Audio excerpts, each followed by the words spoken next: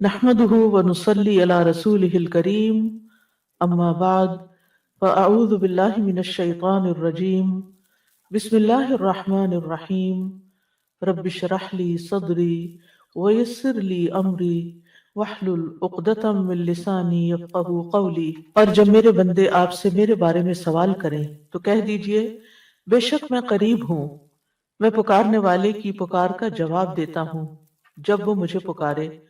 تو ان کو چاہیے کہ یہ میرا حکم مانیں اور مجھ پر ایمان رکھیں تاکہ یہ ہدایت پائیں۔ سو اس سے بخشش مانگو، پھر اس کی طرف پلٹ آؤ، یقیناً میرا رب قریب ہے، قبول کرنے والا ہے۔ سبحان اللہ و بحمدہ، سبحان اللہ العظیم، سبحان ربی و بحمدہ، سبحان ربی و بحمدہ، سبحان اللہ عدد خلقہ ورضا نفسہ وزنة عرشہ ومداد کلماتہ، سبحان اللہ العظیم، سبحان ربی و بحمدہ، سبحان ربی و بحمدہ۔ اللہم صل علی محمد وعلی آل محمد کما صلیت علی ابراہیم وعلی آل ابراہیم انک حمید مجید۔ اللہم بارک علی محمد وعلی آل محمد کما بارکت علی ابراہیم وعلی آل ابراہیم انک حمید مجید۔ آج ہم ہدایت پر ثابت قدمی کی دعا کے بارے میں پڑھیں گے۔ سب سے پہلے ہدایت کی وہ دعا جو ہم ہر روز مانگتے ہیں، سورۃ الفاتحہ کی صورت میں۔ سب تعریف اللہ ہی کے لیے ہے جو تمام جہانوں کا رب ہے، بہت مہربان، نہایت رحم کرنے والا ہے، بدلے کے دن کا مالک ہے۔ ہم صرف تیری ہی عبادت کرتے ہیں اور صرف تجھ ہی سے مدد چاہتے ہیں۔ ہمیں سیدھا راستہ دکھا، ان لوگوں کا راستہ جن پر تو نے انعام کیا، ان کا نہیں جن پر تیرا غضب ہوا، اور نہ گمراہ ہونے والوں کا۔ سورۃ الفاتحہ کا ایک نام الدعا بھی ہے۔ یہ وہ پہلی دعا ہے جو ہم اللہ رب العزت سے مانگتے ہیں، اور وہ دعا ہے ہدایت کی دعا۔ ہدایت کا مطلب ہوتا ہے راستے کی طرف رہنمائی کرنا، یعنی کسی کو راہ دکھانا، راستے پر چلا دینا، اور منزل مقصود تک پہنچا دینا، یعنی ڈیسٹینیشن تک لے جانا۔ تو ہم اللہ سبحانہ تعالیٰ سے یہ دعا کرتے ہیں کہ وہ ہماری صراط مستقیم کی طرف رہنمائی فرمائے، ہمیں اس پر چلنے کی توفیق عطا فرمائے، اس پر استقامت عطا فرمائے، تاکہ ہم اللہ کی رضا کو پا سکے۔ اور خاص طور پر سورۃ الفاتحہ میں ہم اللہ سبحانہ تعالیٰ سے توفیق بھی مانگتے ہیں کہ وہ ہماری حق کی طرف ہر معاملے میں، دین اور دنیا تمام معاملات میں حق کی طرف ہماری رہنمائی فرمائے، اور پوری زندگی ہمیں صراط مستقیم پر چلائے، اور اس پر ہمیں مرتے دم تک ثابت قدم رکھے۔ یعنی ہمیں کیا کرنا چاہیے، کیا نہیں کرنا چاہیے، وہ ہمیں الہام کر دے، ہمارے دلوں میں ڈال دے۔ ایک تو وہ ہدایت ہے جو ہمیں قرآن و سنت سے ملتی ہے، جو دین کے معاملات میں ہے، لیکن ہم دنیا کے معاملات میں بھی صحیح رستے کی طرف جانے کے لیے اللہ تعالیٰ سے رہنمائی طلب کرتے ہیں۔ ہم ہر وقت اللہ سبحانہ تعالیٰ سے یہ توفیق مانگتے ہیں کہ ہمارا ہر فیصلہ اور ہمارا ہر ڈیسیژن خیر و بھلائی کا ہو، ہمیں صحیح اور خیر پر مبنی فیصلے کرنے کی توفیق عطا فرمائے، تاکہ ہم اس دنیا کا سفر آسانی سے طے کر سکیں اور ہم اپنی منزل جنت تک پہنچ سکیں۔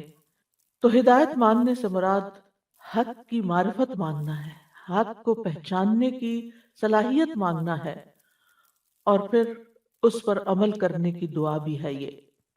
ابن سعدہ کہتے ہیں کہ اللہ تعالیٰ کا یہ فرمان کہ اہدنا الصراط المستقیم کا مطلب ہے ہمیں سیدھے راستے کا بتا دے، اس کی طرف ہماری رہنمائی کر دے، اور یہ ہے حق کی معرفت حاصل کرنا اور اس پر عمل کرنا، یعنی سیدھے راستے کی طرف جانا بھی، اور پھر سیدھے راستے کے اوپر جمنا بھی، دونوں چیزیں آ جاتی ہیں۔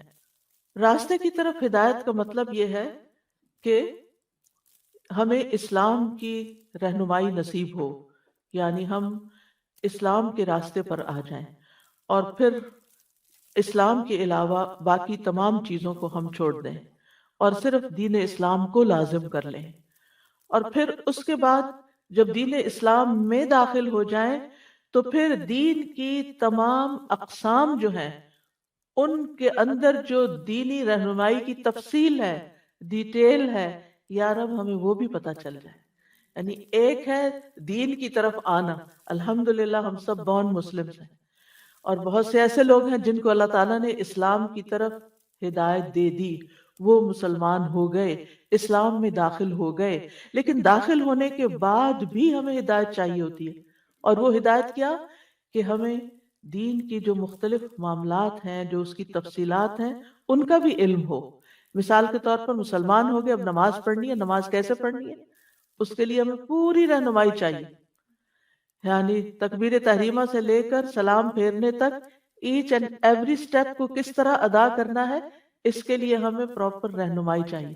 بعض اوقات ہم کہتے ہیں نا کہ ہم تو پہلے سے ہی مسلمان ہیں، ہم تو ہدایت کے راستے پر ہیں، اب ہمیں کون سی ہدایت چاہیے، ہم تو آلریڈی ہدایت پر ہیں۔ نہیں، ہمیں ہر لمحے ہدایت چاہیے ہوتی ہے کہ ہمیں صحیح علم بھی ملے، اور پھر ہمیں اس علم پر عمل کرنے کی توفیق بھی الہام کی جائے، یعنی وہ بھی ہمارے اندر اس رستے کی محبت بھی ہو اور وہ ہم کر بھی سکیں۔ کیونکہ بہت سارے لوگ ایسے ہوتے ہیں کہ جن کو دین کا بہت سا علم ہوتا ہے، انہیں ہر طرح کی باتیں پتہ ہوتی ہیں، لیکن عمل کی کوئی توفیق نہیں ہوتی، یا 4 دن عمل کرتے ہیں اور پھر اس کے بعد اس عمل کو چھوڑ دیتے ہیں۔ رمضان آئے تو مسلمان بن جاتے ہیں، رمضان جائے تو پھر ان کی زندگی ویسی کی تیسی ہو جاتی ہے جیسے رمضان سے پہلے تھی، گویا رمضان میں ان کا رب کوئی اور تھا اور رمضان کے بعد کوئی اور رب ہو گیا۔ ایسا تو نہیں ہے نا، ہمارا رب تو وہی ہے، ایک اکیلا رب، کہ جس کو ہم نے رب مان کر اس کی ہدایت کو قبول کیا، اور پھر اب ہم پر لازم ہے کہ ہم اس کی رہنمائی کے مطابق ہی پوری زندگی کا سفر یہ طے کریں، حتیٰ یأتیک الیقین، یہاں تک کہ اپنے رب کو جا ملیں۔ تو جتنی بھی دعائیں ہیں ان دعاؤں میں سب سے زیادہ جامع دعا جو ہے اور مفید دعا جو ہر بندے کی ضرورت ہے اور جو ہر بندے پر لازم ہے، واجب ہے کہ اپنی نماز کی ہر رکعت میں یہ مانگے، یعنی یہ دعا آپ پر مانگنا لازم کر دی گئی ہے، اور وہ ہے ہدایت کی دعا، کیونکہ انسان کو اس کی بہت زیادہ ضرورت ہوتی ہے۔ ہدایت کی کچھ اقسام بھی ہیں، ان میں سے ایک تو عام ہدایت ہے جو تمام کائنات کو حاصل ہے، یعنی اللہ سبحانہ تعالیٰ نے جس چیز کو بھی پیدا کیا اس کی رہنمائی کی کہ اس نے کیا کام کرنا ہے، یہ ہے ایک عام ہدایت۔ مثلا جانور ہیں، پرند چرند ہیں، پودے درخت، سب کو پتا ہے کہ ان کا کیا کام ہے، وہ کیوں پیدا کیے گئے، ان کو اپنا پرپز آف لائف پتا ہے، اور وہ دن رات اسی میں لگے ہوئے ہیں۔ جس طرح اللہ تعالیٰ نے ان کو رہنمائی دی ہے وہ اس سے ہٹتے نہیں ہیں، وہ اپنی مرضی نہیں کرتے، جس دائرہ کار میں ان کو رکھا گیا وہ اسی میں رہتے ہیں۔ الذی خلق کل شیء ثم ھدی، اللہ تعالیٰ نے ہی پیدا کیا اور پھر ہدایت بھی دی۔ والذی قدر فہدی، اللہ نے مقدر کیا، تقدیر بنائی، پھر رہنمائی بھی کی۔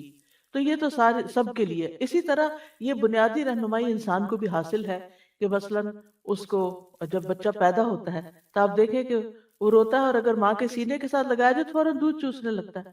یہ اس کو کس نے سکھایا؟ یہ اللہ تعالیٰ نے یہ اس کی رہنمائی کی اور اس کی فطرت میں، انسٹنکٹ میں الہام کر دیا کہ اس نے اپنا رزق کہاں سے حاصل کرنا ہے، اور جب اس کو بھوک لگے تو اس نے رونا ہے۔ یعنی ماں تو نہیں سکھاتی کہ تم رو کر مجھے بتاؤ کہ تمہیں بھوک لگی ہے۔ تو یہ ایک رہنمائی ہے جو اللہ تعالیٰ نے انسانوں کو بھی دی ہے اپنی بنیادی ضروریات پوری کرنے کے لیے، اور یہ ایک فطری رہنمائی ہوتی ہے جس میں انسان کے اندر اپنی ضروریات ایک طرف پوری کرنے کی طرف توجہ ہوتی ہے، دوسرے یعنی خیر اور شر کا اس کو ایک معیار فطری طور پر بھی پتا ہوتا ہے کہ اچھا کیا ہے، برا کیا ہے۔ اور پھر اس کے بعد دوسری ہدایت اللہ تعالیٰ کی طرف سے آتی ہے، وہ ہے رہنمائی کی ہدایت جو اللہ تعالیٰ نے انبیاء اور رسولوں کو اتار کر نشانیوں، کتابوں، معجزات کے ساتھ انسانوں کی مدد کی اور ان کی رہنمائی کی، تاکہ ان کو کفر اور شرک کے اندھیروں سے نکال کر ایمان اور ہدایت کے نور کی طرف لے جائیں۔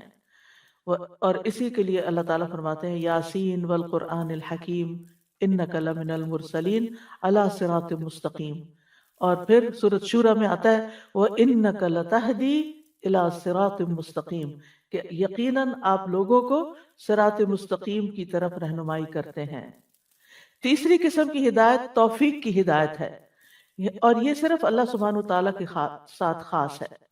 یعنی دین کی ہدایت پیغمبر دیتے ہیں، علم کی ہدایت علماء دیتے ہیں، لیکن توفیق کی ہدایت، ہدایت توفیق جس کو کہتے ہیں، وہ صرف اور صرف اللہ سبحانہ وتعالیٰ ہی کسی کو دیتا ہے، اور اللہ ہی بندے کو نیکی کے رستے پہ چلنے کی توفیق اور رہنمائی کرتا ہے، اور جس کو چاہتا ہے ایمان کی طرف رہنمائی دیتا ہے، جس کو چاہتا ہے کفر کی طرف دیتا ہے۔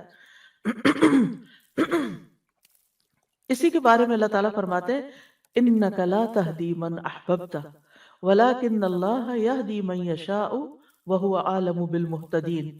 بے شک آپ ہدایت نہیں دے سکتے جس کو آپ چاہتے ہیں، بلکہ اللہ ہدایت دیتا ہے جسے وہ چاہتا ہے، اور وہ ہدایت پانے والوں کو خوب جانتا ہے۔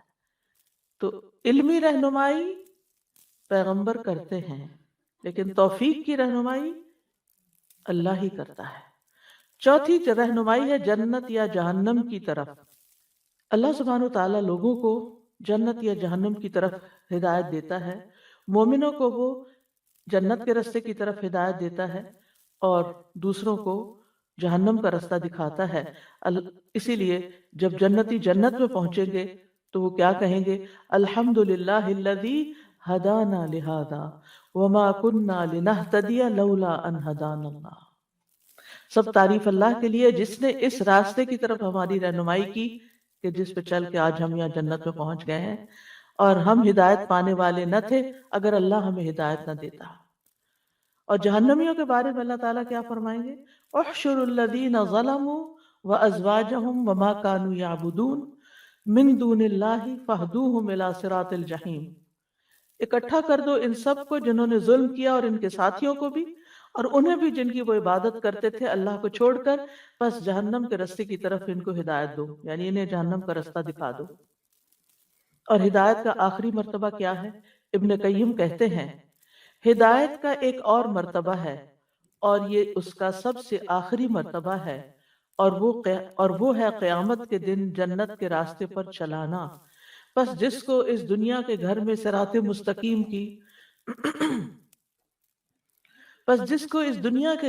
صراط مستقیم کی ہدایت کی گئی تو اس کو وہاں بھی سیدھے راستے پر چلنے کی توفیق دی جائے گی۔ اللہ کی جنت اور اس کے ثواب کے گھر تک پہنچنے کے لیے اور اس راستے پر اس کے قدم اسی قدر مضبوط ہوں گے جتنا وہ اس راستے پر چلتا ہے جو اللہ نے زمین میں بندوں کے لیے مقرر کیا ہے۔ یعنی جتنا زیادہ آپ فرملی دنیا میں ہدایت کے راستے پر چلیں گے، اتنی ہی ثابت قدمی کے ساتھ جنت کے راستے پر پل صراط کراس کرتے ہوئے چلیں گے۔ وہاں کی ثابت قدمی ڈیپینڈ کرتی ہے کہ دنیا میں آپ خیر اور بھلائی اور نیکی اور ہدایت کے راستے پر کتنا قائم رہے، اور کتنا اس راستے پہ آ کر پھر راستہ کھو گئے یا بھٹک گئے۔ تو یاد رکھیے ہدایت سب سے بڑی ضرورت ہے ہماری، کھانے پینے سے بھی زیادہ، بلکہ ان دونوں میں کوئی نسبت ہی نہیں۔ علماء کہتے ہیں کہ جب انسان کو ہدایت مل گئی تو وہ متقین میں سے ہو جائے گا، اور جس کو تقوی مل گیا اس کے رزق کا بندوبست اللہ تعالیٰ خود فرما دے گا۔ وَمَن يَتَّقِ اللَّهَ يَجْعَل لَّهُ مَخْرَجًا وَيَرْزُقْهُ مِنْ حَيْثُ لَا يَحْتَسِبُ۔ جو اللہ سے ڈرے گا اللہ اس کے لیے نکلنے کا کوئی راستہ بنا دے گا، اور اسے وہاں سے رزق دے گا جہاں سے وہ گمان بھی نہ کرتا ہوگا، اس کی سوچ میں بھی نہ ہوگا۔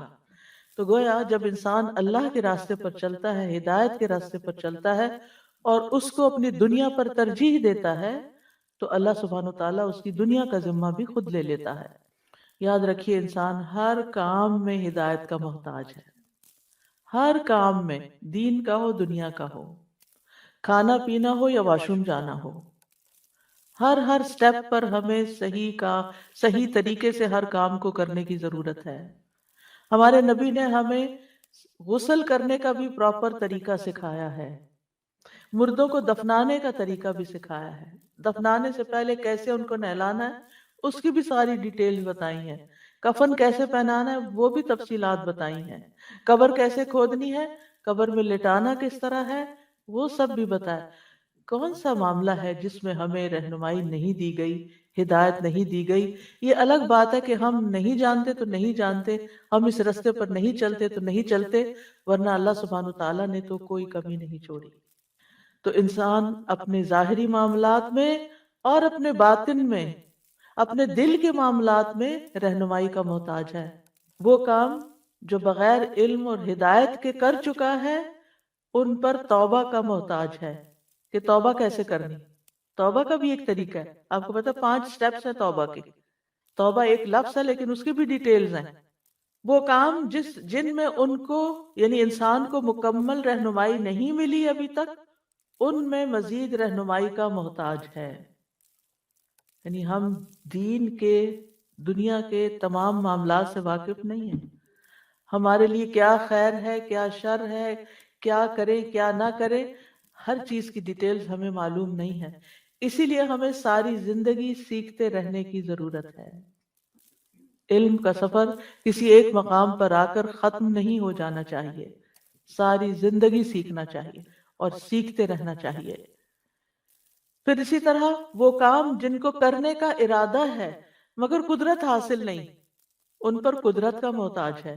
جن کاموں کے کرنے کی قدرت تو ہے مگر ارادہ نہیں، ان میں ارادے کا محتاج ہے۔ جن کاموں میں ماضی میں اسے ہدایت ملی، ان کاموں میں مستقبل میں بھی ہدایت کا محتاج ہے۔ یہ نہیں ہوتا کہ پہلے ہم بہت اچھی طرح کر لیتے تھے، اب تو پتہ نہیں بھول ہی گئے ہیں، نہیں، ابھی بھی اگر وہ کام ہمارے ذمہ ہے تو اس کو پھر دوبارہ سے سیکھنے کی ضرورت ہے۔ ہوتا ہے نا کہ ایک کام ہم شروع کرتے ہیں پھر اس کے بعد چھوڑ دیتے ہیں، آؤٹ آف پریکٹس ہو جاتے، پھر دوبارہ، جیسے مثلاً بہت سی بچیاں ڈاکٹر بن جاتی ہیں، ریزیڈنسی بھی کر لیتی ہیں، پھر شادی ہو جاتی ہے، پھر اس کے بعد بالکل پڑھائی لکھائی سے کٹ آف اور سارا 24/7 فوکس بچوں کے اوپر۔ اچھی بات ہے، اب جب چونکہ آپ کی ڈائریکشن بدلی ہے، فوکس بچوں پہ آ گیا، لہٰذا آپ کو اگر دوبارہ اس فیلڈ میں جانا ہے تو کیا کرنا ہے؟ دوبارہ ایگزام دینا، دوبارہ سیکھنے کی ضرورت ہے۔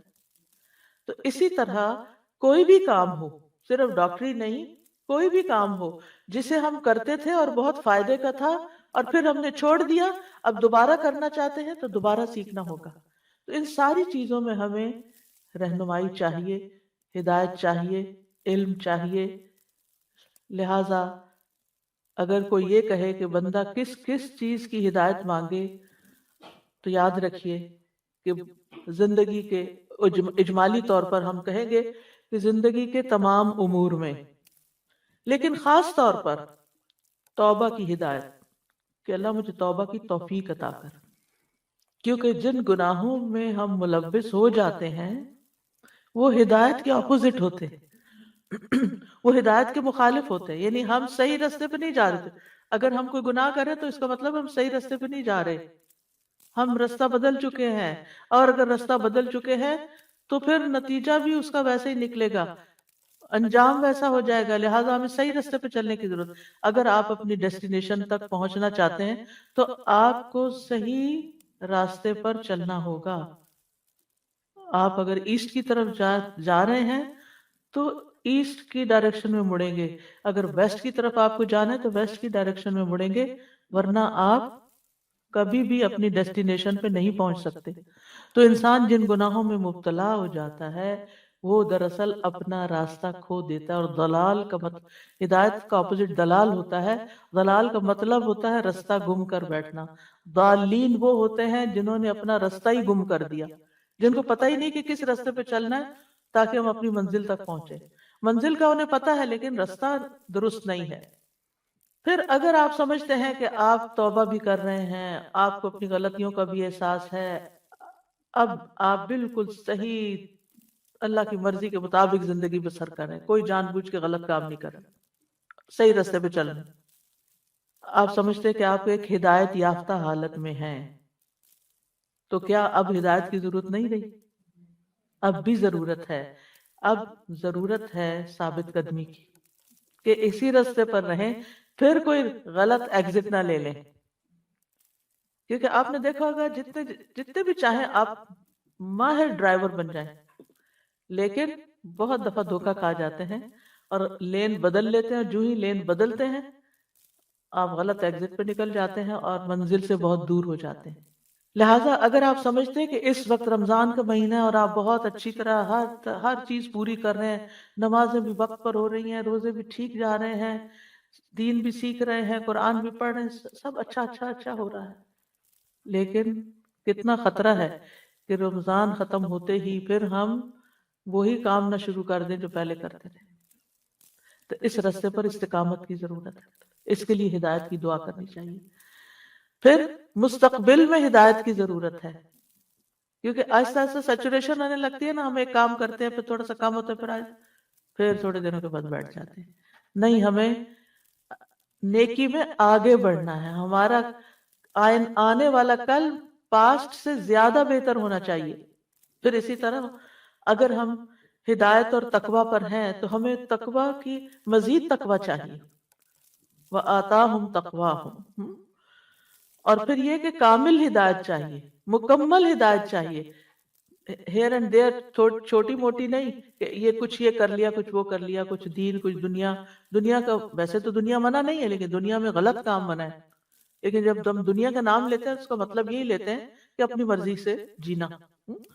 تو نہیں، ہمیں اس دنیا میں اپنی مرضی سے نہیں جینا، اس دنیا میں ہمیں اللہ سبحانہ وتعالیٰ کی مرضی سے جینا ہے، تاکہ کل قیامت کے دن اللہ تعالیٰ پوچھے کہ بتا تیری رضا کیا ہے، آج تیری مرضی کیا ہے، تو کیا چاہتا ہے۔ تو انشاءاللہ اگر ہم اللہ تعالیٰ کے بتائے ہوئے راستے پر رہتے ہیں اور ثابت قدمی اختیار کرتے ہیں تو اللہ تعالیٰ کی ملاقات بہت ہی خوشگوار ایکسپیرینس ہوگا۔ کیونکہ آپ سوچئے کہ اگر اللہ تعالیٰ آپ کو یہ بتا دے کہ اے بندے میں تجھ سے راضی، اس سے بڑی خوشی کیا ہوگی؟ یہ اسی کو پکار آئے گی جو دنیا میں اللہ سبحانہ وتعالیٰ کی رضا پر چلتے چلتے زندگی بسر کر رہا ہے۔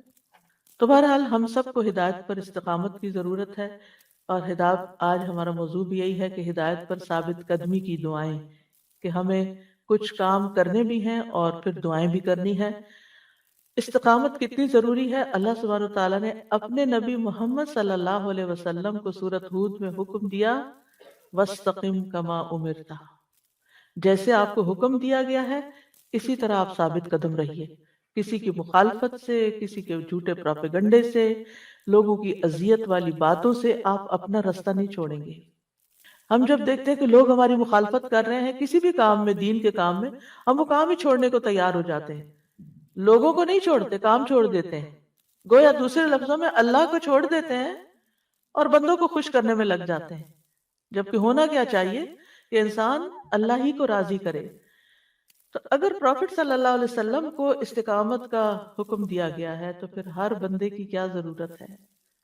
استقامت، یعنی ہم میں سے ہر ایک شخص کو ہدایت پر استقامت کی سخت ضرورت ہے۔ اور دل بدلتا رہتا ہے، دل کی حالت بدلتی رہتی ہے، اس لیے ہدایت پر قائم رہنا نہایت ضروری ہے۔ حضرت ام سلمہ سے پوچھا گیا، اے ام المومنین، جب رسول اللہ صلی اللہ علیہ وسلم آپ کے پاس ہوتے تو کون سی دعا بکثرت پڑھتے تھے؟ انہوں نے کہا، آپ زیادہ تر یہ دعا پڑھتے، یا مقلب القلوب ثبت قلبی علی دینک، اے دلوں کو الٹ پلٹ کرنے والے، میرے دل کو اپنے دین پر ثابت قدم رکھ۔ جب آپ سے اس دعا کی وجہ دریافت کی گئی کہ آپ تو ہدایت پر ہیں اور یعنی آپ پر وحی آتی ہے، اللہ تعالیٰ سے براہ راست آپ کا کنیکشن ہے، تو آپ کے لیے کیا ضرورت ہے اس کی؟ آپ نے فرمایا، ہر آدمی کا دل اللہ تعالیٰ کی انگلیوں میں سے 2 انگلیوں کے درمیان ہے، اس کی مرضی ہے کہ جس کو چاہے راہ ہدایت پر ثابت رکھے، جس کو چاہے گمراہ کر دے۔ اور اس سے بہت ڈر لگتا ہے، کیونکہ بعض اوقات جب یہ سننے میں آتا ہے کہ کوئی شخص دین میں بہت آگے تھا اور پھر اس نے سب کچھ چھوڑ دیا اور دوسری راہ پہ نکل گیا، تو بہت دکھ ہوتا ہے اور پریشانی، اپنی ذات کی پریشانی لگ جاتی کہ اللہ تو ہمیں ثابت قدمی عطا فرمانا۔ ابن قیم کہتے ہیں، بندے کو جب یہ علم ہو جاتا ہے کہ اللہ دلوں کو پھیرنے والا ہے اور اللہ بندے اور اس کے دل کے درمیان حائل ہو جاتا ہے، اور اللہ ہر روز ایک نئی شان میں ہوتا ہے، اور وہ جو چاہتا ہے کرتا ہے، وہی فیصلہ کرتا ہے جو وہ چاہتا ہے۔ اور یہ کہ اللہ سبحانہ تعالیٰ جس کو چاہتا ہے ہدایت دیتا ہے، جس کو چاہتا ہے گمراہ کرتا ہے، جس کو چاہتا ہے اس کا مرتبہ بلند کر دیتا ہے، اور جس کا چاہتا ہے مرتبہ گرا دیتا ہے۔ اور جیسا کل ہم نے پڑھا، تؤتی الملک من تشاء وتنزع الملک ممن تشاء وتعز من تشاء وتذل من تشاء۔ تو یہ بندہ اسباب سے بے خوف نہیں ہوتا کہ اللہ اس کے دل کو نہیں پھیرے گا، اور اللہ اس کے اور اس کے دل کے درمیان حائل نہیں ہوگا، اور دل کو سیدھا کرنے کے بعد اس کو ٹیڑھا نہیں کرے گا۔ یعنی جب بندے کو یہ پتا چل جاتا ہے تو پھر بندہ فکر میں پڑ جاتا ہے کہ اللہ تعالیٰ تو کچھ بھی کر سکتا ہے، تو میرے عمل تو ایسے نہیں ہیں کہ جن پر میں بھروسہ کروں اور میں سمجھوں مجھے کچھ نہیں ہوتا، نہیں۔ اور اللہ سبحانہ تعالیٰ نے اپنے مومن بندوں کی تعریف اس آیت میں کی ہے کہ ربنا لا تزغ قلوبنا بعد اذ ہدیتنا وہب لنا من لدنک رحمہ انک انت الوہاب۔ اے ہمارے رب، ہدایت دینے کے بعد ہمارے دلوں کو ٹیڑھا نہ کرنا، اور ہمیں اپنے پاس سے رحمت عطا فرما، بے شک تو ہی بہت عطا کرنے والا ہے۔ اپنے پاس سے رحمت عطا فرما۔ تو اگر دلوں کے ٹیڑھا ہونے کا ڈر نہ ہوتا تو اللہ کے یہ بندے اللہ سے یہ دعا نہ مانگتے۔ اور دل پلٹنے کی مثال کیسے ہے؟ رسول اللہ صلی اللہ علیہ وسلم نے فرمایا، بے شک دل کو قلب اس لیے کہا جاتا ہے کیونکہ وہ الٹ پلٹ ہوتا رہتا ہے، اور دل کی مثال تو اس پر کی سی ہے جو کسی درخت کے تنے کے ساتھ لٹکا ہوا ہے۔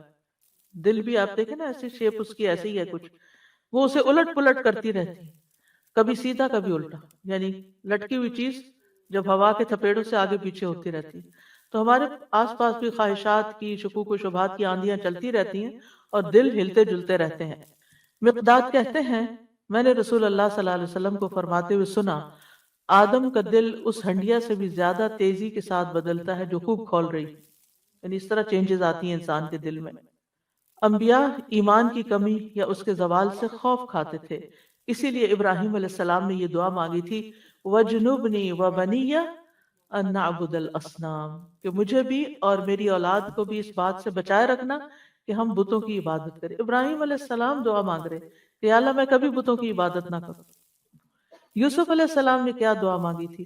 توفنی مسلمن، سبحان اللہ، اتنی زندگی اللہ نے ان کو ہدایت پر رکھا، ابھی بھی فکر مند ہے، اور کہتے ہیں توفنی مسلمن والحقنی بالصالحین، اللہ مجھے اسلام کی حالت میں فوت کرنا اور مجھے نیک لوگوں کے ساتھ ملا دینا۔ تو ایمان کی تجدید ہر انسان کے لیے ضروری ہے۔ نبی صلی اللہ علیہ وسلم نے فرمایا، یقیناً ایمان تمہارے پیٹوں میں اس طرح پرانا ہو جاتا ہے جس طرح کپڑا پرانا ہو جاتا ہے، بس تم اللہ سے سوال کیا کرو کہ وہ تمہارے دلوں میں ایمان کی تجدید کرتا رہے۔ اسی لیے پھر ہم ہر نماز میں دعا کرتے رہتے ہیں، اہدنا الصراط المستقیم، یعنی ہر نماز کے بعد پھر ہم واپس لوٹیں اپنی جگہ اور پھر صحیح رستہ اختیار کریں، اور موت تک یہ حالت رہے ہماری، وَلَا تَمُوتُنَّ إِلَّا وَأَنْتُمْ مسلمون، اور تمہیں ہرگز موت نہ آئے مگر اس حال میں کہ تم مسلم ہو۔ اور پھر آپ دیکھیے کہ ایک دنیا کا صراط ہے اور ایک آخرت کا صراط ہے۔ دنیا میں صراط مستقیم ہے جس کی ہم ہدایت مانگتے ہیں، جس پہ چلتے رہنے کی توفیق اور استقامت کی توفیق مانگتے ہیں، اور ایک ہے آخرت میں جنت میں پہنچنے کے لیے ایک برج، پل صراط جس کو کہتے ہیں، اس پر بھی بہت پھسلن ہے اور اس پر بھی ثابت قدمی کی بہت ضرورت ہے۔ جتنا جتنا انسان کا قدم اس راستے میں، یعنی اللہ کی طرف جانے کے راستے میں مضبوطی سے جم جاتا ہے، اتنا ہی اس کا پاؤں صراط پر جمے گا اور جنت میں جانے کے لیے اس کو آسانی ہوگی۔ جس رفتار سے وہ دنیا میں صراط مستقیم پر چلے گا، اسی رفتار سے وہ پل صراط پر چلے گا۔ کچھ لوگ بجلی کی تیزی سے وہاں گزر جائیں گے، کچھ لوگ پلک جھپکنے کی مانند گزر جائیں گے۔ تو ہم سب اپنا جائزہ لیں کہ ہم اس دنیا میں کتنی تیزی کے ساتھ ہدایت کی بات کو قبول کرتے ہیں، اس پر عمل کرتے ہیں اور پھر اس پر قائم رہتے ہیں۔ یہ ڈٹرمن کرے گا کہ آپ پل صراط پر کس طرح گزریں گے۔ یعنی انسان اپنے پل صراط پہ چلنے کی رفتار کو دنیا میں صراط مستقیم پر چلنے کی رفتار سے ناپ لے، یعنی پورا پورا بدلہ ہے، ہل تجزون الا ما کنتم تعملون۔ تو دنیا میں جیسے اعمال ہوں گے ویسا ہی پل صراط پر معاملہ ہوگا۔ پل صراط، نبی صلی اللہ علیہ وسلم نے فرمایا، پل صراط سے لوگ اپنے نور کے مقدار کے مطابق گزر جائیں گے۔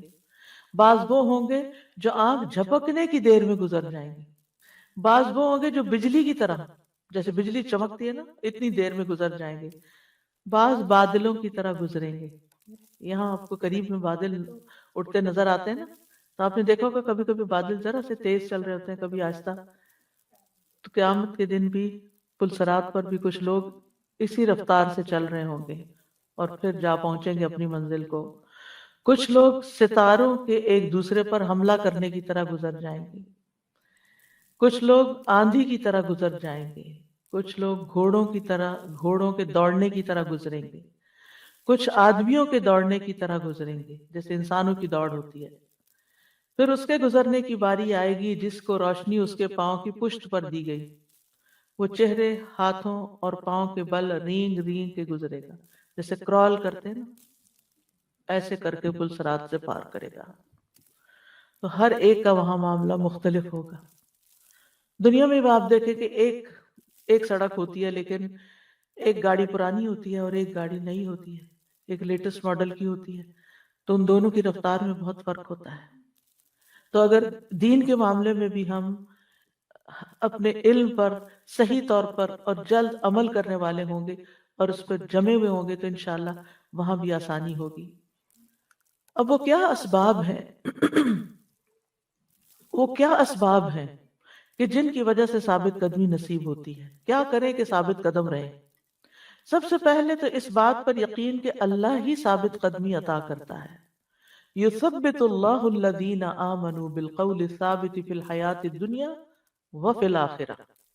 اللہ ان لوگوں کو جو ایمان لائے پختہ بات کے ساتھ خوب قائم رکھتا ہے، دنیا کی زندگی میں بھی اور آخرت میں بھی۔ دوسرا، ایمان اور تقوی کو لازم کر لینا۔ یا ایھا الذین آمنوا اتقوا اللہ وآمنوا برسولہ یؤتکم کفلین من رحمتہ ویجعل لکم نورا تمشون بہ۔ ایمان اور تقوی کی وجہ سے نور نصیب ہوتا ہے جس سے انسان اس راستے پر چلتا رہتا ہے۔ تیسری چیز ہے قرآن کو مضبوطی سے تھام لینا، قرآن کو پکڑ لینا، قرآن سے مسلسل رہنمائی لینا۔ قل نزلہ روح القدس من ربک بالحق لیثبت الذین آمنوا وہدی وبشریٰ للمسلمین۔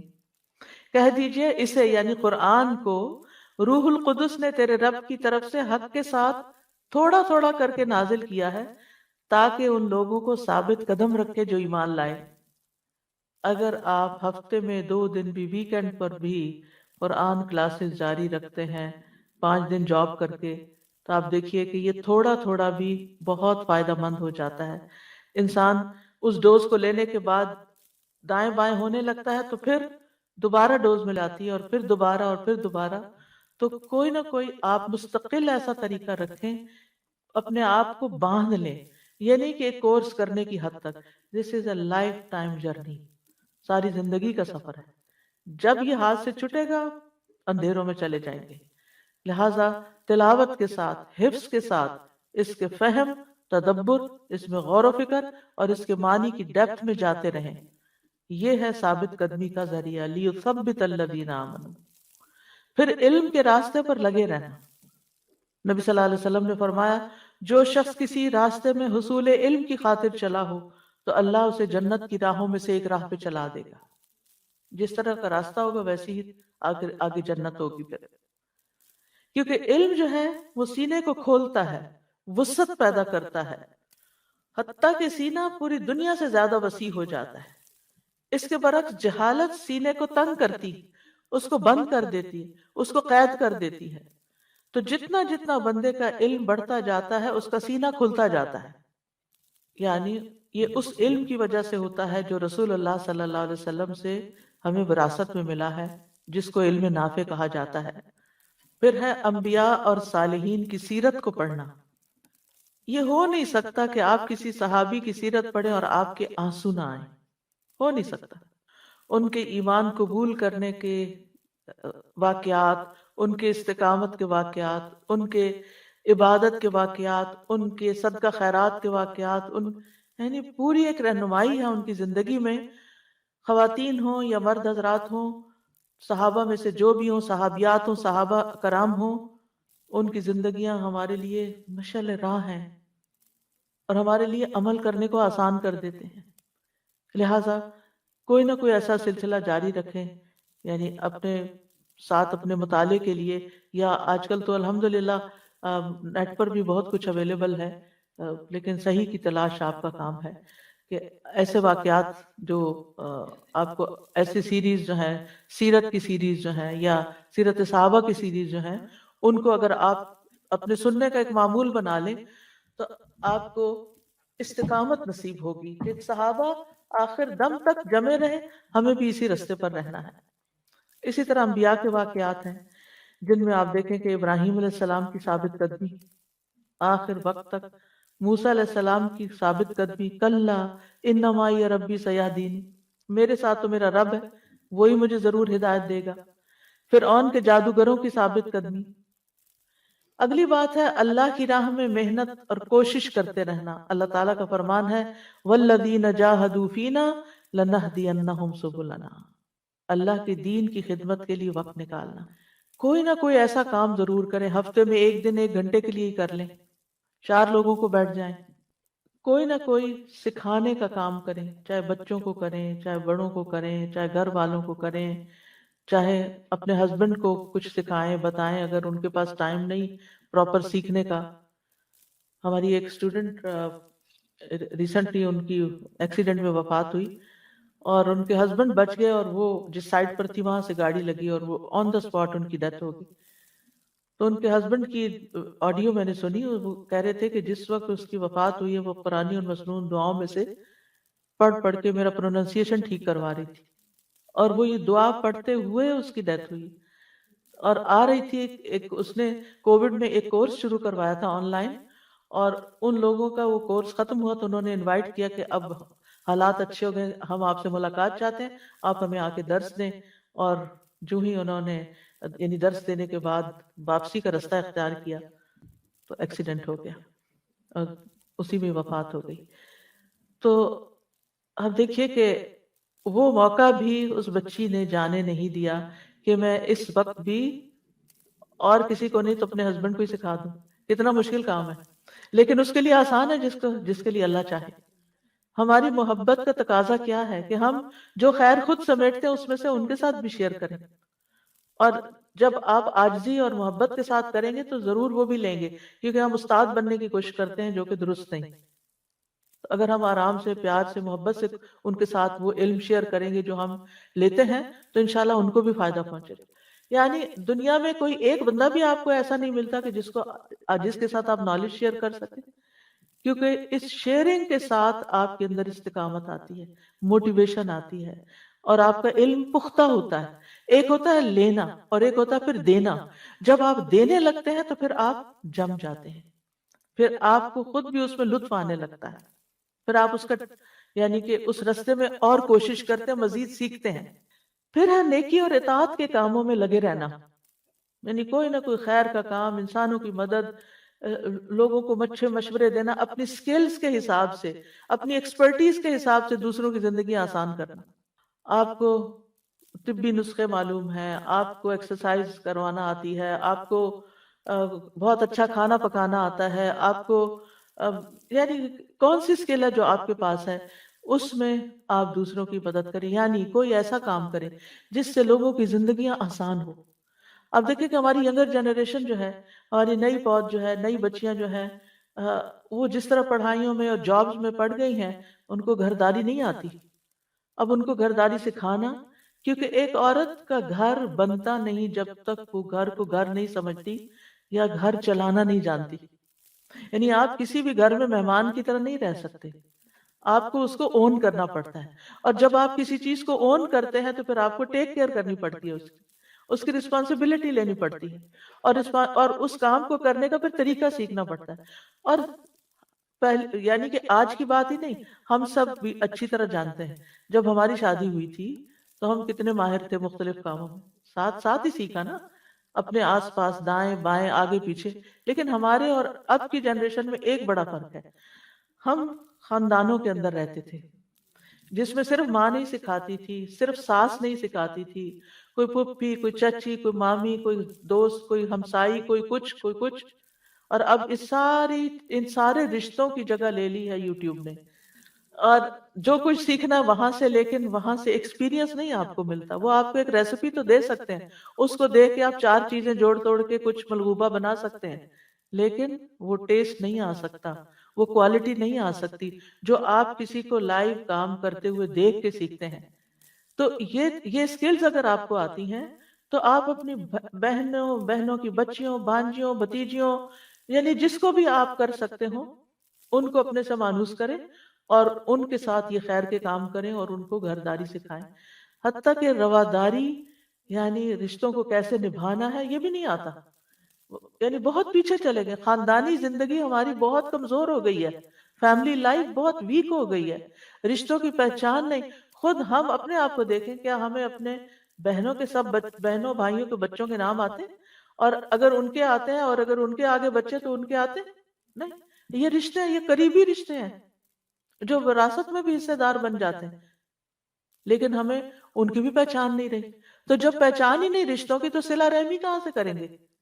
اور صلہ رحمی نہیں تو زندگی میں برکت کہاں سے آئے گی؟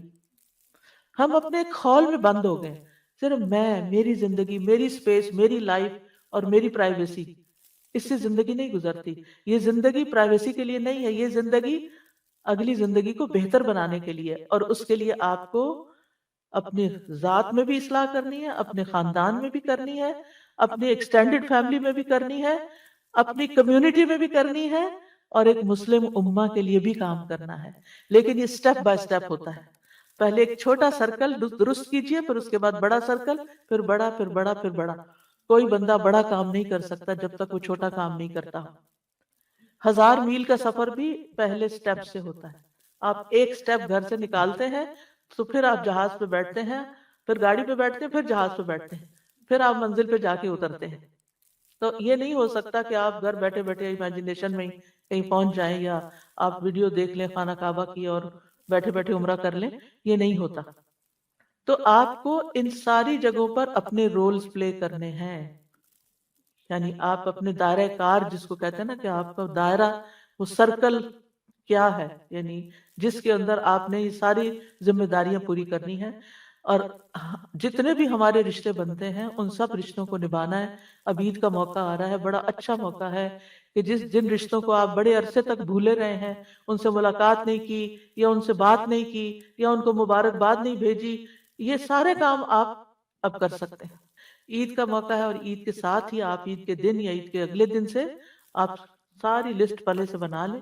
ہونی تو یہ چاہیے پہلے کی لسٹ، اور اب آپ دیکھنا شروع کر دیں کہ کس کے ساتھ کیا معاملہ کرنا ہے. لیکن یہ کہ اگر نہیں بنی ہوئی تو ہم سب کو اس کو آرگنائز کرنا چاہیے. رشتوں کے پہچان بھی ہونی چاہیے، اور پھر ان کے ساتھ ہم نے کیا کرنا ہے وہ بھی ہمیں لکھا ہونے سے صرف لکھ کے سو نہ جائیں بلکہ کریں بھی صحیح. پھر اس کے بعد یہ کہ اللہ تعالیٰ کے احکامات کی حفاظت کرنے سے اللہ کی حفاظت ملتی ہے. احفظ اللہ یحفظ کا. پھر ایک نیکی اگلی نیکی کا دروازہ کھولنے کا باعث بنتی ہے. ہشام بن عروہ سے مروی ہے، وہ اپنے والد سے روایت کرتے ہیں، وہ کہتے ہیں کہ جب آپ دیکھیں کہ ایک شخص نیک عمل کر رہا ہے تو جان لیں کہ اس نیکی کے لیے اور بھی پیچھے نیک اعمال ہیں جس کی وجہ سے اس کو اس نیکی کی توفیق ملی ہے. یعنی ایسا نہیں ہوتا کہ اچانک ہی آپ کو کوئی لا کے کھڑا کر دے کہ اب نیکی کر لو، وہ بندے کو سمجھ ہی نہیں آئے گی میں نے نیکی کیا کرنی ہے. تو اس لیے نیکی، ایک نیکی کے پیچھے اور بہت سی نیکیاں ہوتی ہیں. ماں باپ کی دعائیں ہوتی ہیں اور بہت سے لوگوں کی سپورٹ ہوتی ہے. آپ نے لوگوں کے ساتھ تعلق بنا کر رکھا ہوتا ہے، پھر آپ کو موقع ملتا ہے کہ آپ آگے بڑھ سکیں. یعنی جب آپ ایک ڈگری لیتے ہیں یونیورسٹی میں تو وہ ایسے تھوڑی ہوتا ہے کہ آپ چند دن وہاں حاضری لگا کے آگے اور گھر میں چند کتابیں لیٹ کے پڑھ لی اور پھر آپ ڈگری لینے چلے گئے. ایسے نہیں ہوتا، اس کے پیچھے بہت ایک لمبی ایفرٹ ہوتی. اور وہ کہتے ہیں کہ جب آپ کسی کو دیکھیں کہ وہ برا کام کر رہا ہے تو جان لیں کہ اس برائی کی اور بھی بہنیں ہیں. یعنی یہ برائی یہ صرف یہاں سے نہیں آئی، اس کے پیچھے اور بھی بہت سی چیز. مثلاً ایک شخص غصہ کرتا ہے نا، چیختا چلاتا ہے، تو آپ کا کیا خیال ہے کہ وہ ایسے ہی بس ابھی وقتی طور پر ہی اس کے اندر کوئی ابال آ گیا تھا؟ نہیں، اس کے اندر وہ بہت کچھ جمع تھا اور اب وہ پھٹ پڑا ہے. وہ کئی دنوں سے اکٹھا ہو رہا تھا اور اب وہ باہر آ گیا ہے. جیسے لاوا جو ہے وہ اسی وقت تھوڑی بنتا ہے، وہ اندر تھا اور اس کو رستہ ملا اور اس نے باہر تباہی مچا دی. ایسے ہی غصہ بھی ایکیومولیٹ ہوتا ہے اور پھر اس کے بعد باہر نکل آتا ہے. اسی طرح بہت ساری اور برائیاں بھی، یعنی یاد رکھیے غصہ ایک برائی ہے، گناہ ہے، کوئی اچھی بات نہیں ہے کہ جس کو ہم فار گرانٹیڈ لیتے ہیں. بس مجھے غصہ آ گیا تھا اور بڑے آرام سے کہہ دیتے مجھ پہ شیطان آ گیا. آپ نے آنے کیوں دیا اس کو؟ آپ اتنے کمزور ہیں کہ وہ آپ کے اوپر حملہ آور ہو جائے. ٹھیک ہے ہمیں آ جاتا ہے، ہم سب انسان ہیں، یہ نہیں کہ، لیکن حضرت عمر بھی تو تھے جن سے شیطان بھاگتا تھا، تو ہم ان کی اقتدا کیوں نہیں کرتے، ان کی پیروی کیوں نہیں کرتے کہ شیطان ہم سے بھاگے. پھر اسی طرح گناہوں کو حقیر سمجھنے سے بچنا ہے. ابن قیم کہتے ہیں گناہ زخم ہیں، وونڈز ہیں، اور کتنے ایسے زخم ہوتے ہیں جو انسان کو موت کی جگہ پر لگتے ہیں. بس جو ثابت قدمی کا شوق رکھنے والا اور اس پر نظر رکھنے والا ہے، اس کے لیے یہ لائق نہیں کہ وہ نافرمانی کو معمولی خیال کرے.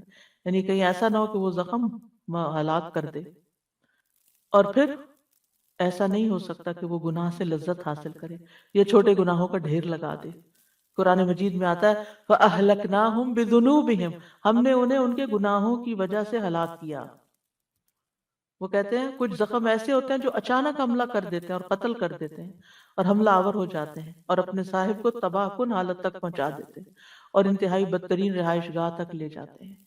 یعنی سخت قسم کے گناہ میں انسان پڑتا ہے، ادھر ہی موت آتی ہے اور پھر خاتمہ بہت بدترین خاتمہ ہوتا ہے. پھر ہدایت پر ثابت قدم رہنے کے لیے نیک لوگوں کی صحبت اور مجلس اختیار کرنا، ان کے پاس بیٹھنا. اس کا حکم نبی صلی اللہ علیہ وسلم کو بھی دیا گیا وَاصْبِرْ نَفْسَكَ مَعَ الَّذِينَ يَدْعُونَ رَبَّهُمْ بِالْغَدَاةِ وَالْعَشِيِّ.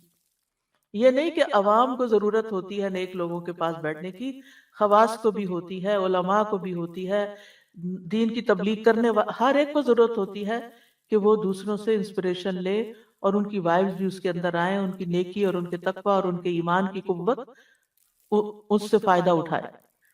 آپ اللہ تعالیٰ فرماتے ہیں اور آپ اپنے آپ کو ان لوگوں کے ساتھ روکے رکھیے جو اپنے رب کو پہلے اور پچھلے پہر پکارتے ہیں، یعنی صبح و شام اللہ کا ذکر کرتے ہیں. ابن قیم اپنے استاد ابن تیمیہ کا حال بیان کرتے ہوئے کہتے ہیں جب ہمارا خوف شدید ہو جاتا اور ہمیں بدگمانیاں ہو جاتی اور زمین ہم پہ تنگ ہو جاتی تو ہم آپ کے پاس آ جاتے اور صرف اتنا ہی وقت لگتا کہ ہم آپ کو دیکھتے، آپ کی گفتگو سنتے تو یہ سب کچھ ختم ہو جاتا. اور یہ سب کچھ یعنی ہمارے خوف اور پریشانیاں شرح صدر، قوت، یقین اور اطمینان میں تبدیل ہو جاتا صرف اس مجلس کی برکت سے، ان کی باتیں سن کے. تو ہم سب کو اس کی ضرورت ہوتی ہے کہ ہم اپنے ایمان کو رینیو کرتے رہیں ایسی مجالس کے ساتھ. لہٰذا آج کی مجلس یا آخری مجلس نہیں، یہ پروگرام کنٹینیو کریں گے ایک ڈیفرنٹ سٹائل میں انشاءاللہ تعالی. پھر اہل ایمان کی مجلس تلاش کرنی چاہیے. یعنی انسان کام کے لیے تو پھر کسی کے ساتھ بھی اس کو کام کرنا پڑتا ہے اور کام کرنا چاہیے، لیکن صرف اسی ماحول کا ہی نہ ہو کر رہ جائے. اہل ایمان کی مجلس تلاش کرے کہاں ہے اور وہاں پر جائے اور اس کا اہتمام کرے. معاذ رضی اللہ عنہ نے ایک دفعہ ایک صحابی سے کہا آؤ ہمارے پاس بیٹھو، ہم ایک گھڑی ایمان لے آئیں. یعنی ایک مجلس قائم کریں کہ جس میں ہم اپنے ایمان کی تجدید کریں. ابن مسعود کہا کرتے تھے آؤ ہمارے پاس بیٹھو ہم اپنا ایمان بڑھا لیں، اور وہ اپنی دعا میں کہا کرتے تھے اللہم زدنی ایمانا و یقینا و علما و فقہا. اللہم زدنی ایمانا و یقینا و فقہا، اے اللہ مجھے ایمان، یقین اور فقہ یعنی دین کی سمجھ میں زیادہ کر دے اور آگے بڑھا دے. یہ صحابہ ہیں جو یہ دعائیں مانگ رہے ہیں. اور ویسے بھی آپ دیکھیں نا مومن کا آئینہ ہوتا ہے اور وہ اس کی دفاع بھی کرتا ہے، اور اگر وہ غلطی کرے تو اس کو بتاتا بھی ہے کہ یہ چیز ٹھیک نہیں ہے، اور اس کی غیر موجودگی میں اس کی عزت کی حفاظت بھی کرتا ہے. پھر اسی طرح استقامت کے لیے ضروری ہے کہ فتنوں سے بچائیں اپنے آپ کو. ایسی جگہیں، ایسے لوگ جو فتنہ پیدا کرتے ہیں ان کی کمپنی سے پرہیز کریں، چاہے ورچوئل ہو چاہے بعض اوقات ہم غلط قسم کی ویڈیوز دیکھتے ہیں، غلط قسم کے لوگوں کی باتیں سنتے ہیں، ہم کہتے ہیں ذرا ہمیں پتہ تو چلے یہ کیا سوچتے ہیں، اور پھر کسی طرح وہ سوچ آپ تک بھی ٹرانسفر کر دیتے ہیں۔ تو اس لیے شر کا دروازہ بند ہی رہے۔ آپ دیکھیں کہ اگر آپ کو مثلاً سانپ سے ڈر لگتا ہے یا کتے سے ڈر لگتا ہے اور وہ کسی روم کے اندر بند ہے تو آپ کیا کرتے ہیں؟ دروازہ کھول دیتے ہیں اس کا، کوئی نہیں میں دیکھوں تو صحیح کیا کر رہے ہیں اندر۔ نہیں، ہمیں نہیں دیکھنا کیا کر رہے ہیں۔ اللہ سبحانہ تعالیٰ نے ہماری رہنمائی کر دی ہے کہ خیر کیا اور شر کیا ہے، پہلے وہ رہنمائی لے لیں، پھر اس کے بعد اللہ سبحانہ تعالیٰ اگر کسی شر کا مقابلہ کرنا پڑا تو اللہ تعالیٰ خود رہنمائی کرے گا۔ پھر زبان کو مستقیم رکھنا، نبی صلی اللہ علیہ وسلم نے فرمایا کسی آدمی کا ایمان درست نہیں ہو سکتا جب تک اس کا دل درست نہ ہو، اور اس کا دل درست نہیں ہوتا جب تک اس کی زبان درست نہ ہو جائے۔ سوچیں کیا بولتے ہیں، کس طرح دوسروں سے بات کرتے ہیں، یہ بڑا ہی ضروری ہے، کیونکہ زبان سے بہت سے فتنے کھڑے ہوتے ہیں اور بہت سی خرابیاں، اور انسان بہت سی نعمتوں سے محروم ہو جاتا ہے صرف زبان کے غلط استعمال کی وجہ سے۔ پھر نفس کا محاسبہ کرتے رہیں، نفس کا محاسبہ کرتے رہیں۔ قرآن مجید میں اللہ تعالیٰ فرماتے ہیں قد افلح من زکاہا، وہ شخص کامیاب ہوا جس نے نفس کو سنوار لیا۔ ابن المنقدر کہتے ہیں میں نے اپنے نفس کا مقابلہ کرنے میں 40 سال تک تکالیف برداشت کی، یہاں تک کہ میرے نفس کو استقامت حاصل ہو گئی۔ حسن بصری کہتے ہیں مومن اپنی ذات پر نگران ہے اور وہ اللہ عز و جل کے لیے اپنا محاسبہ کرتا ہے۔ قیامت کے دن ان لوگوں کا حساب آسان ہوگا جو دنیا میں اپنے نفس کا حساب کرتے رہتے ہیں، جو اپنا محاسبہ دنیا میں کرتے رہتے ہیں، قیامت کے دن ان کا حساب آسان ہو جائے گا۔ اور جو دنیا میں اپنے آپ کو بس کھلی چھٹی دے دیتے ہیں، جو دل چاہے وہ کر لیتے ہیں اور اپنے آپ پر کوئی چیک نہیں رکھتے، تو پھر قیامت کے دن ان سے سخت حساب لیا جائے گا۔ پھر جہاں ہمیں ان امور کا پتہ ہونا چاہیے جن کی کرنے سے ثابت قدمی ہوتی ہے، وہاں ان باتوں کا بھی پتہ ہونا چاہیے کہ جو ثابت قدمی سے ہٹا دیتی ہیں، جو رکاوٹ بن جاتی ہیں۔ ان میں سب سے نمبر 1 خواہشات ہیں، اپنے نفس کی خواہشات۔ جب انسان صرف اپنے دل کی مرضی پہ چلتا ہے، نہ دیکھتا ہے کہ وقت کی ضرورت کیا ہے، اس وقت کیا کام کرنا چاہیے، جب دل آئے سو گیا، جب دل آئے کھا لیا، جب دل آئے سیر کو نکل گئے، جب دل آئے، یعنی کوئی زندگی کا پلان نہیں، کوئی منصوبہ نہیں، کوئی پابندی نہیں، اپنے اوپر کوئی چیک نہیں، کوئی ڈسپلن نہیں، بس زندگی اپنی خواہشات کے ساتھ چلی، خواہشات لیڈ کر رہی ہیں، خواہشات لیڈ کر رہی ہیں، جو دل آتا وہ کر لیتے، نہیں سوچتے کہ اس وقت کرنا مناسب ہی ہے یا نہیں۔ اب مثال کے طور پر آذان ہو چکی ہے اور آپ کہتے ہیں اچھا میں تھوڑی دیر سو لوں، پھر دیکھتے ہیں آذان ابھی تو کافی ٹائم ہے، اور جب آپ اٹھتے ہیں تو نماز کا وقت لیٹ ہو چکا، جا چکا ہوتا ہے یا لیٹ ہو چکا ہوتا ہے۔ اب آپ نے کوئی صحیح کام تو نہیں کیا، لیکن آپ یہ کیوں کیا؟ آپ نے اپنی خواہش پر چلتے ہوئے۔ اسی طرح اور بھی بہت ساری چیزیں ہیں جب ہم اپنی خواہش، مثلاً ادھر نماز کا وقت ہو رہا تھا، ادھر آپ کہتے ہیں میں ذرا مارکیٹ سے کوئی چیز لے آؤں، بھئی آپ پہلے نماز پڑھیں پھر آپ مارکیٹ چلے جائیں۔ تو اگر آپ دنیا میں اللہ تعالیٰ کی ذات کو پرائرٹی نہیں دیتے اور چیزوں کو دیتے ہیں تو پھر آپ کے ساتھ ویسا ہی معاملہ کیا جائے گا۔ پھر دوسری چیز ہے اللہ تعالیٰ کی آیات سے صاف نکل جانا، پڑھ سن سمجھ کے کچھ عمل نہ کرنا۔ پھر ہے خود پسندی اور لمبی آرزویں۔ خود پسندی، جو خود کر رہے ہیں بس وہی ٹھیک ہے، جو میرا طریقہ ہے بس یہی سب سے پسندیدہ ہے، بس اپنے طریقے پہ کام کرنا، چاہے 10 لوگ سمجھانے والے ہو، کسی کی بات نہ سننا نہ سمجھنا، اور لمبی لمبی آرزویں رکھنا، یہ کر لیں گے وہ کر لیں گے، لیکن کرنا کرانا کچھ نہیں۔ پھر دنیا کی رنگینیاں، نبی صلی اللہ علیہ وسلم نے فرمایا تمہارے اوپر یقیناً دنیا برسا دی جائے گی، یہاں تک کہ تم میں سے کسی ایک کے دل کو کوئی چیز ٹیڑھا نہ کرے گی مگر دنیا کی مزید طلب، اور دنیا مل جائے اور اچھی ہو جائے اور اچھی ہو جائے، لہٰذا اسی میں ہی دل پھر حق سے، ہدایت سے، دین سے ہٹ جائیں گے۔ پھر بری ہم نشینی، برے کمپینینز، جن کے اندر کوئی اللہ کا خوف نہیں، جن کی زبان کسی کنٹرول میں نہیں، جن کا کوئی دین ایمان نہیں، ان کی کمپنی انسان کو ہدایت سے دور کر دیتی ہے۔ قرآن مجید میں آتا ہے اور جس دن ظالم اپنے دونوں ہاتھوں سے دونوں ہاتھ دانتوں سے کاٹے گا، یعنی قیامت کے دن انسان اپنے ہاتھوں کو اپنے ہی دانتوں سے کاٹے گا اور کہے گا اے کاش میں رسول کے ساتھ کچھ رستہ اختیار کرتا، ہائے میری بربادی، کاش میں فلاں کو دلی دوست نہ بناتا، اپنا بیسٹ فرینڈ فلاں کو نہ بنا۔ فلاں سے مراد کوئی نان مسلم ہو سکتا ہے، کوئی بے دین انسان ہو سکتا ہے، کوئی غلط کام کرنے والا ہو سکتا ہے۔ بے شک اس نے تو مجھے نصیحت سے گمراہ کر دیا، یعنی اس کی باتوں نے تو مجھے حق سے ہی پھیر دیا، اس کے بعد کہ وہ میرے پاس آ گئی تھی، یعنی مجھے ہدایت صحیح رستے کا پتہ چل گیا تھا، لیکن چونکہ میرے فرینڈ کی پسند نہیں تھی لہٰذا میں اس پر نہیں چلی۔ اور شیطان ہمیشہ انسان کو چھوڑ جانے والا ہے، اور سب سے بری دوستی شیطان کی دوستی ہے، جو انسان کو غلط رستے پہ لگا کے اس کے بعد دھوکہ دے جاتا ہے۔ اب ثابت قدمی کے فائدے کیا ہوتے ہیں؟ دنیا میں ہی خیر ملنے لگتی ہے انسان کو۔ اللہ تعالیٰ فرماتے ہیں وَأَن لَوِ اسْتَقَامُوا عَلَى الطَّرِيقَةِ لَأَسْقَيْنَاهُم مَّاءً غَدَقًا، اور یہ وحی کی گئی کہ اگر وہ راستے پر قائم رہتے تو ہم انہیں ضرور بہت وافر پانی پلاتے، یعنی پانی سے مراد یہاں دنیا کی نعمتیں۔ پھر خوف اور غم سے نجات کا باعث ہے، سبحان اللہ، ثابت قدمی کی وجہ سے انسان خوف اور غم سے نکل آتا ہے۔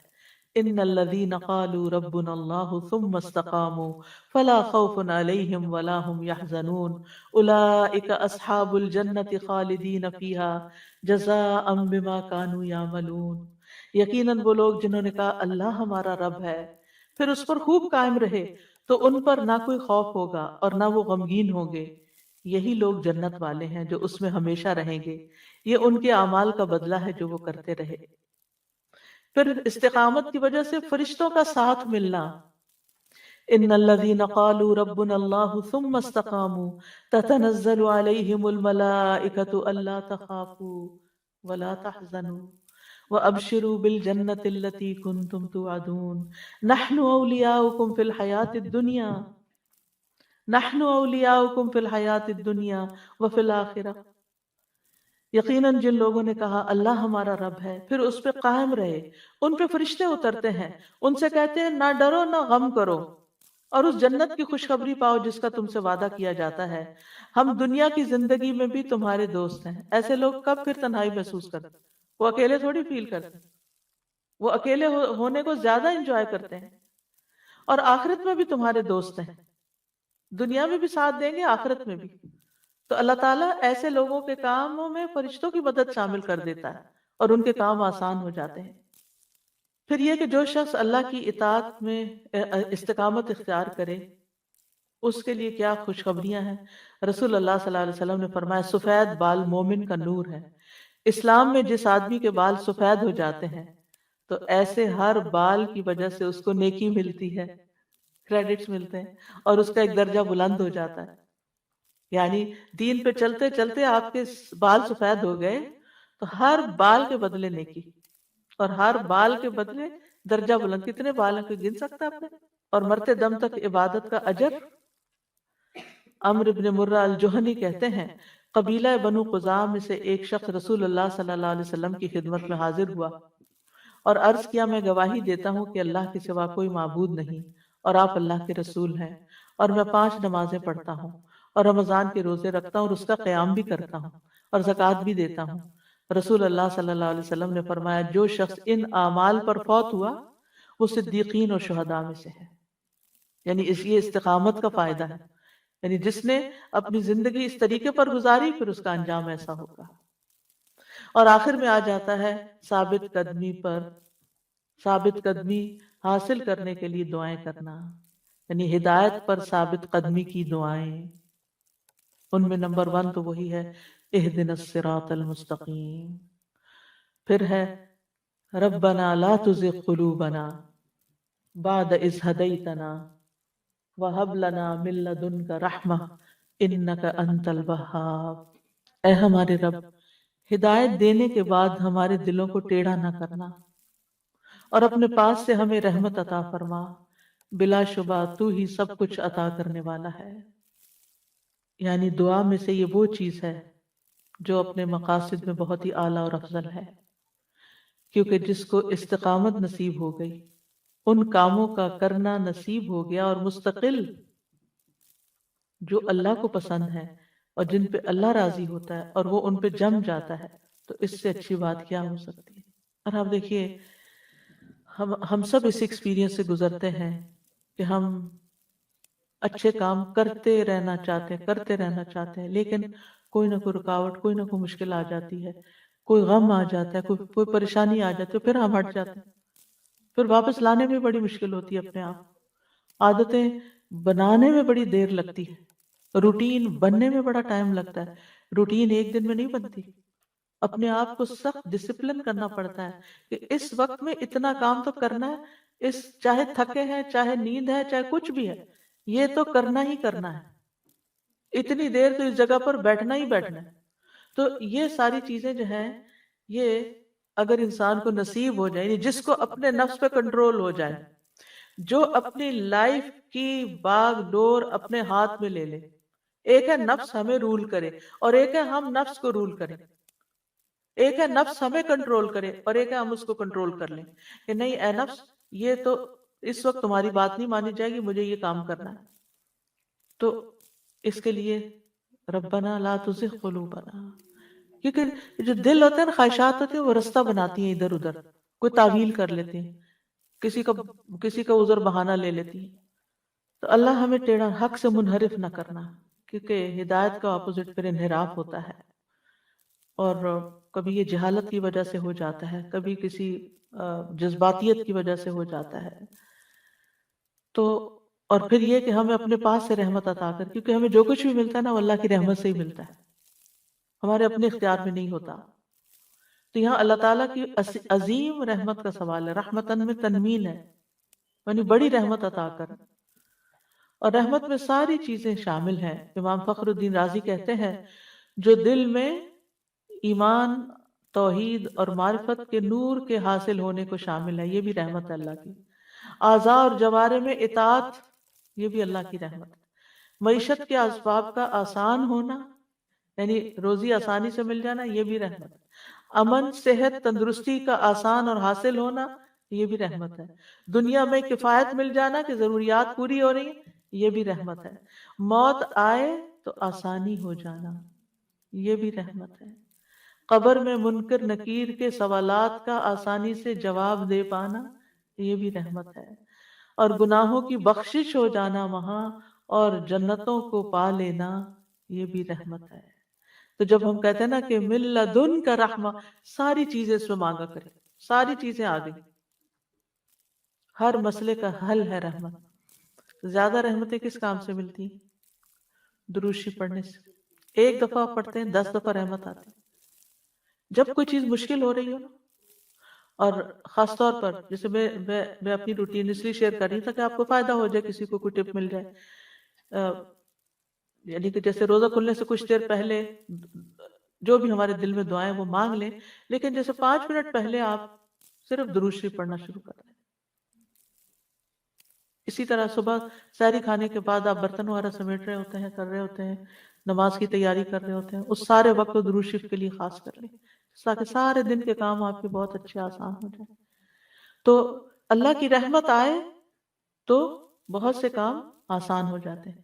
اور پھر آپ دیکھیں، اگر آپ اس احساس کے ساتھ میں کہ میں یہاں درود پڑھ رہی ہوں اور یہ نبی صلی اللہ علیہ وسلم تک پہنچ رہا ہے، اتنی خوشگوار فیلنگ آتی ہے نا کہ آپ کو بتایا جا رہا ہے کہ کون آپ کے اوپر درود پڑھ رہا ہے۔ تو وہ جو ہمیں نبی صلی اللہ علیہ وسلم سے محبت کی ضرورت ہے نا، وہ بھی درود شریف سے حاصل ہوتی ہے۔ پھر اللہ تعالیٰ کی رحمت میں ایک رحمت وہ ہے جو اللہ نے مومنوں کے لیے خاص کی ہے، اور وہ ایمان کی رحمت ہے۔ ایک اور رحمت ہے جو متقین کے لیے خاص ہے، اور وہ اطاعت کی رحمت ہے۔ ایک رحمت وہ ہے جو اولیاء کے لیے خاص ہے، جس کی بنا پر وہ اللہ کے دوست بن جاتے ہیں، ولایت کی۔ ایک رحمت ہے جو انبیاء کے ساتھ خاص ہے، جو نبوت کی شکل میں ان کو ملتی ہے، اور یہ رزق ہے جو تقسیم کیا گیا ہے مختلف لوگوں کے لیے رحمت کا۔ تو اللہ کی رحمت کا تقاضا کیا ہے کہ پھر ہم اللہ کے بن جائیں، اور اللہ کا نام الوہاب بھی ہے، اللہ بہت دینے والا ہے، مانگے تو صحیح۔ اور پھر یہی دعا یوسف علیہ السلام کی، فاطر السماوات والارض انت ولی فی الدنیا والآخرہ توفنی مسلما والحقنی بالصالحین۔ جب یوسف علیہ السلام پر دین اور دنیا کی ساری نعمتیں تمام ہو گئیں، والدین اور بہن بھائی بھی مل گئے، بھائی مل گئے، تو پھر انہوں نے اسلام پر ہی موت مانگی، صالحین کا ساتھ مانگا، اور اللہ کی ولایت کہ اللہ تو میرا ولی ہے، تو میرا دوست ہے، سب کچھ مل گیا لیکن دوست تو ہے۔ کتنی بڑی سعادت ہے نا اللہ کسی کو ایسی سمجھ دے دے، کیونکہ ہم اس غم میں رہتے ہیں فلاں چھوڑ گیا، فلاں چلا گیا، ایسا ہو گیا، ویسا، اللہ ہے نا، اور جس کو اللہ کی دوستی نصیب ہو جائے اس کے لیے کوئی غم نہیں رہتا، اللہ ہر کام میں اس کا مددگار ہو جاتا ہے۔ پھر ربنا افرغ علینا صبرا وتوفنا مسلمین، صبر کی کمی، اللہ صبر انڈیل دے ہمارے اندر، انڈیل دے، تاکہ ہمارا دل بہادر ہو جائے، قوی ہو جائے، مضبوط ہو جائے، اور ہمیں اسلام کی حالت میں موت آئے۔ اور یہ فرعون کے جادوگروں نے دعا کی تھی جب وہ مسلمان ہو گئے تھے۔ پھر ایک اور دعا ہے، اللہم توفنا مسلمین واحینا مسلمین والحقنا بالصالحین غیر خزایا ولا مفتونین۔ اے اللہ ہمیں حالت اسلام میں موت عطا فرما، حالت اسلام میں زندہ رکھ، نیک لوگوں میں شامل فرما کہ ہم رسوا نہ ہوں اور نہ کسی فتنے کا شکار ہوں۔ پھر یا مقلب القلوب ثبت قلبی علی دینک، اے دلوں کو الٹ پلٹ کرنے والے میرے دل کو اپنے دین پہ جما دے۔ اللہم مصرف القلوب صرف قلوبنا علی طاعتک، اے اللہ دلوں کے پھیرنے والے ہمارے دلوں کو اپنی اطاعت پر پھیر دے۔ اللہم انی اسألک الہدی والتقی والعفاف والغنی، اے اللہ میں تجھ سے ہدایت، تقوی، پاک دامنی اور دل کا غنا مانگتا ہوں۔ 4 چیزوں کا سوال ہے یہاں پر، اور یہ اللہ کے محبوب بندوں کی صفات ہیں۔ پھر ہے اللہم اہدنی وسددنی، اللہم اہدنی وسددنی، چھوٹی سی دعا ہے، اپنے سجدوں میں شامل کر لیں۔ اے اللہ مجھے ہدایت عطا فرما اور سیدھا رکھ، استقامت دے۔ نبی صلی اللہ علیہ وسلم نے حضرت علی کو یہ دعا سکھائی تھی۔ رسول اللہ صلی اللہ علیہ وسلم نے فرمایا یہ دعا مانگا کرو، اے اللہ مجھے ہدایت عطا فرما اور سیدھا رکھ۔ اور آپ نے یہ بھی ان کو بتایا کہ ہدایت کا نام لیتے وقت سیدھے رستے پر چلنے کو ذہن میں رکھو، اور سیدھا کرنے کے وقت تیر کے سیدھا ہونے کو پیش نظر رکھو، بالکل سیدھا ہی جاؤ، ادھر ادھر نہ ہو۔ یعنی اے اللہ ہماری ہدایت کی طرف رہنمائی بھی کر اور ہدایت پر استقامت بھی عطا فرما، اور ہمیں درست طریقے سے ہدایت پر چلنے کی توفیق دے، قول سدید ہو، عمل سدید ہو۔ اللہ پھر ایک اور دعا ہے، اللہم انی اسألک ایمانا لا یرتد ونعیما لا ینفد ومرافقت محمد فی اعلی جنت الخلد صلی اللہ علیہ وسلم۔ اے اللہ میں آپ سے ایسے ایمان کا سوال کرتا ہوں جس میں کبھی ارتداد نہ آئے، ایسی نعمتوں کا سوال کرتا ہوں جو کبھی ختم نہ ہو، اور ہمیشہ کی جنت کے بلند حصے میں محمد صلی اللہ علیہ وسلم کی رفاقت کا سوال کرتا ہوں۔ کتنی خوبصورت دعا ہے، ایمان جو کبھی نہ پھرے، نعمتیں جو کبھی ختم ہی نہ ہو، اور محمد صلی اللہ علیہ وسلم کی مرافقت کا ساتھ اعلیٰ جنت الخلد میں۔ پھر ہے اللہم احسن عاقبتنا فی الامور کلہا واجرنا من خزی الدنیا وعذاب الآخرہ۔ اے اللہ تمام معاملات میں ہمارا انجام اچھا کر دے اور ہمیں دنیا کی رسوائی اور آخرت کے عذاب سے محفوظ رکھ۔ وآخر دعوانا ان الحمد للہ رب العالمین۔